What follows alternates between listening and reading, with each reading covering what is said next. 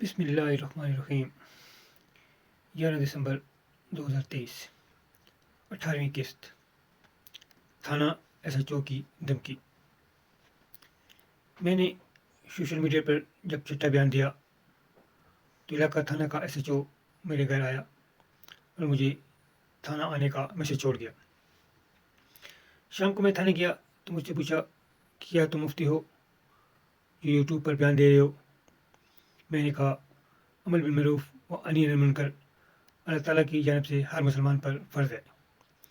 تو اس نے کہا کہ نہیں، تم صرف اپنے گھر تک عمل بالمعروف کر سکتے ہو، کسی دوسرے کو نہیں کر سکتے۔ پھر ڈنڈا دکھاتے ہوئے کہا کہ اس کے لیے ہم پولیس والے ہیں، تم یہ ختم کرو ورنہ تمہارے خلاف کارروائی کروں گا۔ میں نے پوچھا کسی نے میرے خلاف کوئی شکایت کی ہے؟ تو کہا نہیں، مجھے اوپر سے فون آیا ہے کہ تم کو روکوں، آئندہ کے لیے اسے بند کرو ورنہ تمہارے خلاف کارروائی کروں گا۔ میں نے کہا میں اپنے وکیل سے مشورہ کروں گا اور واپس آ گیا۔ پھر وکیل سے مشورہ کے بعد تبلیغی مرکز گیا اور مفتی سے پوچھا تو اس نے کہا کسی مسلمان نے قرآن کی ایک آیت اور ایک حدیث پڑھ لی تو اس پر فرض ہو جاتا ہے کہ دوسروں تک پہنچائے، اس کے لیے مفتی ہونا ضروری نہیں ہے۔ اب سوال یہ پیدا ہوتا ہے کہ ایس ایچ او کو کس نے حکم دیا؟ میں پولیس، فوج اور ایف سی کے نوجوانوں کی بہت عزت کرتا ہوں، ان کے لیے میرے دل میں بہت احترام ہے۔ ان جوانوں نے ملک اور قوم کے لیے اپنی جانیں نثار کی ہیں، یہ شہید اور غازی ہیں۔ لیکن کچھ لوگوں کے عمل سے پوری پولیس بدنام ہو جاتی ہے۔ ہماری پولیس کو بدنام کرنے میں ہمارے سیاستدانوں کا بہت بڑا ہاتھ ہے۔ پولیس کو اپنے مخالفین کے خلاف استعمال کرتے ہیں، جس کی وجہ سے عوام کا پولیس سے اعتماد اٹھ گیا ہے۔ ابھی اس ایس ایچ او کو بھی استعمال کیا گیا۔ اگر اس کے پاس میرے خلاف کوئی شکایت ہوتی تو چلان بنا کر عدالت میں پیش کرتا۔ فیصلہ کرنا عدالت کا کام ہے، نہ کہ پولیس کا۔ پھر ایس ایچ او نے چیئرمین کے خلاف کارروائی کیوں نہ کی کہ اس نے میرے گھر کے نالے میں پتھر، اینٹ، ریت ڈال کر بند کر دیا اور اس پر 2 RCC کے پتھر لگا دیے اور میرے گھر کا باتھ روم کا پانی رک گیا، جس کی وجہ سے میرے گھر میں باتھ روم بند ہو گیا، جس کی وجہ سے مجھے سوشل میڈیا کا سہارا لینا پڑا۔ اور اس نے WSSP کے انسپکٹر رشید کے خلاف کارروائی کیوں نہ کی، جس نے اپنے آفیسر اور ناظم کی بات بھی نہ مانی اور مذہبی فساد پھیلایا۔ پھر ایس ایچ او نے چترالی رحمت علی حرامی کے خلاف ایکشن کیوں نہ لیا کہ اس نے مجھ پر الزام لگایا کہ میں نے کہا ہے کہ میں ایک مسلمان ہوں اور کالونی والے کافر ہیں۔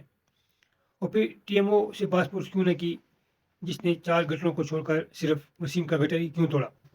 ان سب کو چھوڑ کر میرے پیچھے گھر آیا کیوں؟ اس کو ان سب سوالوں کا جواب عدالت میں دینا ہوگا۔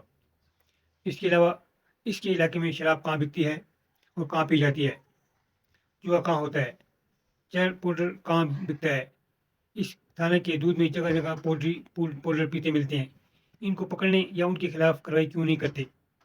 کیا ایس ایچ او کے ڈنڈے میں زور نہیں ہے، یا ان جرائم پیشہ لوگوں نے بھی اس کے ڈنڈے کو خریدا ہوا ہے؟ اس کو ثابت کرنا ہوگا کہ وہ اس سیٹ کے قابل ہے۔ شاعر مشرق علامہ اقبال نے جو پاکستان کا خواب دیکھا، وہ قائد اعظم محمد علی جناح نے اس کو عملی جامہ پہنایا، وہ رہنما گزر گئی، جبکہ اس کے بعد آنے والوں نے پاکستان کا کیا اشر کر دیا۔ ان چور، ڈاکوں اور منی لانڈرنگ والوں کرنے والوں نے ہی پولیس کو بھی خراب کیا ہے۔ اور تم اسماعیلی جو رسول پاک صلی اللہ علیہ وسلم اور مولا علی کو ماننے کا دعویٰ کرتے ہو، ان کے عمل کا دور دور تک نام و نشان تک نہ ہے۔ میں اللہ اور رسول پاک کے بعد مولا علی کا ماننے والا ہوں۔ کوئی جائیداد نہیں، نہ گاڑی بنگلہ ہے، نہ کوئی انفرادی قوت ہے۔ اور تم اسماعیلی اتنی جائیدادیں، اتنا پیسہ اور اتنی انفرادی قوت کے باوجود میرے سامنے بات کرنے کی ہمت نہیں کر سکتے۔ آؤ پوری جماعت کے سامنے بات کرتے ہیں، اپنے مشتریوں کاروں کو بلاؤ، ان کو جو بڑی بڑی تنخواہیں دیتے ہو، یہ کس مرض کی دعائیں؟ یہ مولا علی کا کرم ہے کہ اس نے مجھ کو تم لوگوں پر حاوی کیا ہوا ہے، کیونکہ تم مولا علی کے دشمن ہو۔ مرنے سے پہلے سوچو اور توبہ کر لو، اسی راستے پر آ جاؤ، کیونکہ توبہ اس وقت تک قبول ہوتی ہے جب تک موت کا فرشتہ نظر نہ آ جائے، اور جب موت کا فرشتہ نظر آ گیا تو پھر توبہ قبول نہیں ہوگی۔ موت کا فرشتہ کب نظر آئے گا کوئی نہیں جانتا۔ ایس ایچ او کے تھانہ بلانے کے بعد بھی میں نے 8 بیانات دیے، مگر ایس ایچ او پھر گھر نہ آیا، نہ فون کیا، نہ مجھے تھانے بلایا۔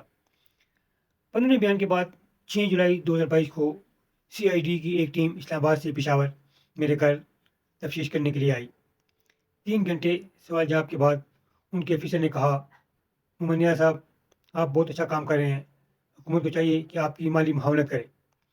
اس کے بعد 13 جولائی 2022 کو FIA سائبر برانچ کے بلانے پر میں FIA کے آفس عبداللہ روڈ گیا تو انہوں نے مجھ سے میرا موبائل لے لیا کہ تم دہشت گردی پھیلا رہے ہو، اور میرے بیانات پر پاسورڈ لگا کر اسے بند کر دیا اور کہا کہ ہم تم پر FIR کریں گے۔ اب 18 ماہ گزر گئے، نہ FIR کرتے ہیں اور نہ ہی میرا موبائل واپس کرتے ہیں۔ یہی نہیں، میرے ساتھ ایک دوست نے راولپنڈی سے فرار کیا تو میں 7 اگست 2022 کو FIA Abdullah road office in کے خلاف درخواست دی۔ بار بار معلوم کرنے کے بعد ASI نے کہا کہ یہ اینٹی کرپشن کیس ہے، ہم اسے اینٹی کرپشن ریفر کرتے ہیں، تم ہفتہ بعد وہاں سے پتہ کرنا۔ ہفتہ بعد میں اینٹی کرپشن کے آفس سے پتہ کیا تو انہوں نے کہا کہ ہمارے پاس نہیں ہے، ان سے ڈائری نمبر لے کر آؤ۔ 1 ماہ میں ڈائری نمبر کے لیے FIA کے آفس چکر لگاتا رہا مگر نمبر نہ ملا۔ آخرکار 10 نومبر کو ASI مجھے اپنے SHO کے پاس لے گیا تو اس نے کہا کہ یہ ہمارا کیس نہیں ہے، تم اپنے تھانہ گلبہار میں FIR کراؤ۔ میں گلبہار تھانے گیا تو انہوں نے یہ کیس لینے سے انکار کر دیا کہ یہ FIA کا کیس ہے۔ بڑی مشکل سے انہوں نے درخواست لے لی مگر کچھ عمل درآمد نہ کیا تو مجھے دوبارہ FIA عبداللہ آفس آنا پڑا اور حالات سے آگاہ کیا تو ASI نے کہا کہ تم اینٹی کرپشن میں درخواست کرو۔ میں نے کہا آپ میری درخواست اینٹی کرپشن کو ریفر کر دیں تو کہا نہیں، تم دوسری درخواست اینٹی کرپشن کو کرو۔ تو 14 نومبر 2022 کو اینٹی کرپشن کو درخواست کی، انہوں نے وہ درخواست FIA حیدرآباد کو بھیج دی۔ 7 اگست 2023 سے گھوم رہا ہوں، کوئی کیس لینے کے لیے تیار نہیں ہے۔ 4 ماہ ہو گئے ہیں، اب دیکھتے ہیں آگے کیا ہوتا ہے۔ ہر محکمے میں کچھ کالی بیریں ہوتی ہیں جس کی وجہ سے پورا محکمہ بدنام ہوتا ہے، اور پولیس تو سب سے زیادہ بدنام ہے۔ حالانکہ 18 سال ہو گئے، پولیس، عدالت، وکیل، civil court, tuition court, high court تک سے واسطہ رہا ہے۔ ہر جگہ برے لوگ نہیں ہوتے، بہت اچھے لوگ بھی موجود ہیں۔ اور یہ صرف ایک پولیس کا محکمہ نہیں، ہیلتھ، ایجوکیشن، ریلوے، CNW، وابڈا، گیس اور ہر محکمے کا یہی حال ہے۔ لیکن اگر ایک پولیس کا محکمہ درست سمجھ پر آ جائے تو باقی سب کو ٹھیک کرنا مشکل نہیں ہے۔ میرا پھوپھیزاد بھائی خادم حسین کراچی میں 30-35 سال پہلے اسپیلی مذہب سے اہل سنت میں آ گیا اور شادی بھی اہل سنت میں کی۔ پھر کراچی میں تبلیغ شروع کی لیکن اسے قتل کر دیا گیا اور اس کی لاش کو مسلا گیا۔ کیونکہ اس کے بھائی بہن اسپیلی تھے تو آج تک اس کے قاتلوں کا معلوم نہ ہو سکا۔ ہو سکتا ہے کہ میرا بھی قتل کر دیا جائے۔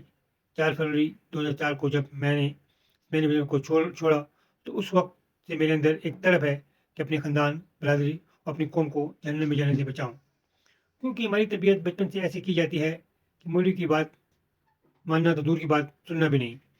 اگر مجھے قتل کر دیا گیا تو اس کی ذمہ داری president, local council, regional council اور نیشنل کونسل کے پریزیڈنٹ پر ہوگی۔ میں موت سے نہیں ڈرتا، سب نے ایک دن مرنا ہے۔ خدا اور رسول کے بعد مولا علی کا ماننے والا ہوں۔ جو رات زمین کے اوپر ہے، دنیا کی کوئی طاقت اسے زمین کے اندر نہیں کر سکتی، اور جو رات زمین کے اندر ہے، دنیا بھر کی سیکورٹی اسے زمین کے اوپر نہیں کر سکتی۔ جانا ہمیں اسی اللہ کی طرف ہے جو پہلی مرتبہ ہمیں دنیا میں لایا۔ اللہ تعالیٰ آپ اس میرے کو بھی ہدایت دے، آمین۔